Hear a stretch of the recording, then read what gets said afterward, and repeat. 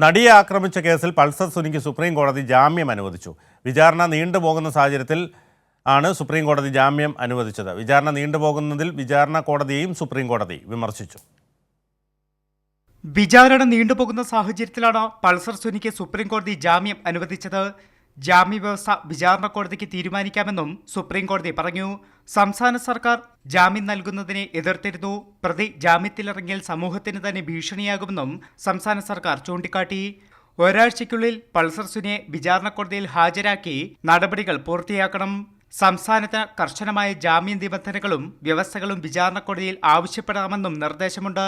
വിചാരണ നീണ്ടുപോകുന്നതിൽ വിചാരണ കോടതി നടപടിയെയും സുപ്രീം കോടതി വിമർശിച്ചു. കേസിൽ നീതിപൂർവമായ വിചാരണ നടക്കുന്നില്ലെന്നും ദിലീപിന്റെ അഭിഭാഷകൻ വിചാരണ നീട്ടുന്നുവെന്നും പൾസർ സുനി വാദിച്ചു. ദിലീപിന്റെ അഭിഭാഷകൻ 85 ദിവസമായി അന്വേഷണ ഉദ്യോഗസ്ഥനെ വിചാരണ ചെയ്യുന്നുവെന്നും പൾസർ സുനി പറഞ്ഞു.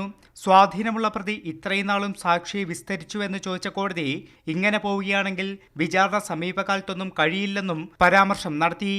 കൈരളി ന്യൂസ്, ദില്ലി.